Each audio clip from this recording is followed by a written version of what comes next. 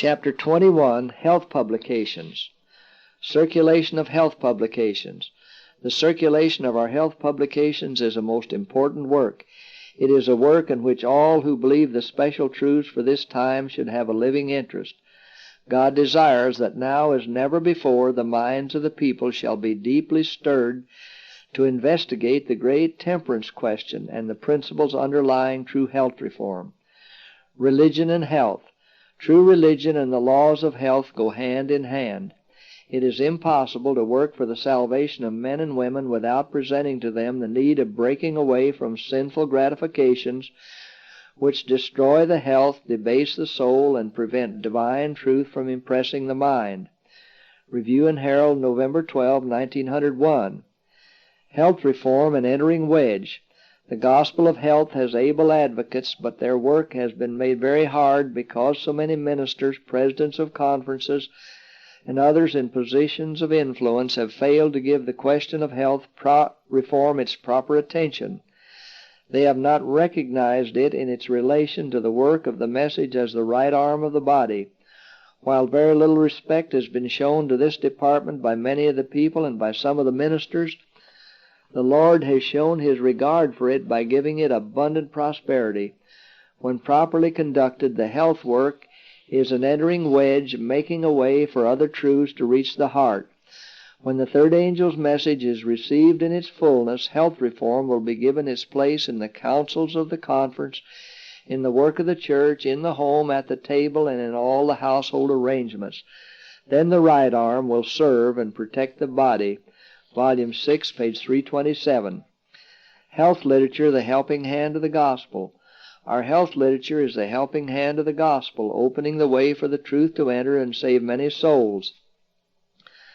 I know of nothing which so quickly unlocks hearts as this literature, which, when read and practiced, leads souls to the searching of the Bible for a better understanding of the truth.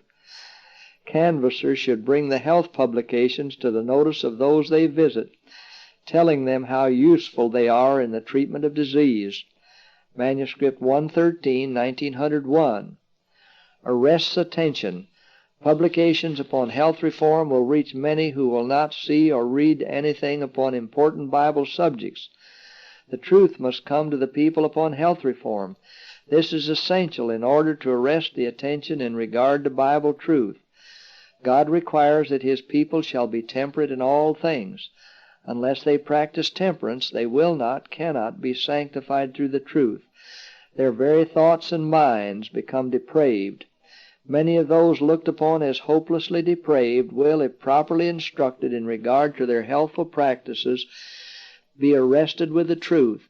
Then they may be elevated, ennobled, sanctified, fit vessels for the Master's use. Go with your hands full of proper reading matter and your hearts full of the love of Christ for their souls, reaching them where they are.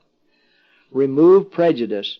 I have been shown that in giving attention to this branch of the work, you remove a large amount of prejudice from many minds that has barred the way to their receiving the truth and reading the publications, setting forth the truth which we believe.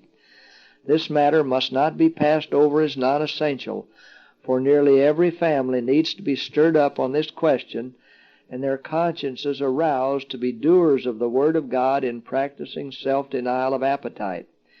When you make the people intelligent on the question of health reform, you have prepared the way for them to give attention to present truth for these last days. Said my guide, educate, educate, educate. The mind must be enlightened, for the understanding is darkened just as Satan would have it to be, because he can find access through perverted appetite to debase the soul. I am informed by my guide, all who believe and proclaim the truth should not only practice health reform, but teach it diligently to others. This will be a strong agency in calling the attention of the unbelieving to consider that if we are intelligent upon this subject in regard to healthful diet and practices, we would be sound on the subjects of Bible doctrine. Manuscript 1, 1875. The Lord calls for workers to enter the canvassing field. He desires the books upon health reform to be circulated. Much depends upon the question of health reform. manuscript 174, 1899. Let young men and young women take our books on healthful living and go out among the people doing their utmost to advance the work of health reform. There are many in the world who are anxious to know more in regard to these principles. Letter 154A, 1900. Great need for this light. The people are in sad need of the light shining from the pages of our health and temperance journals. God desires to use these journals as mediums through which flashes of light shall arrest the attention of the people and cause them to heed the warning of the message of the third angel. Ministers can and should do much to urge the circulation of the health journals. Every member of the church should work as earnestly for these journals as for our other periodicals. There should be no friction between the two. The circulation of the health journals will be a powerful agency in preparing the people to accept these special truths that are to fit them for the soon coming of the Son of Man. Review and Herald, November 12, 1901. A permanent part of our literature. Health reform will reach a class and has reached a class that otherwise would never have been reached by the truth. There is a great necessity for labor being put forth to help the people, believers and unbelievers, at the present time by health talks and health publications.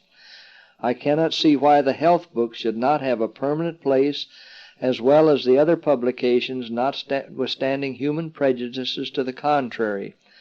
Letter 25A, 1889.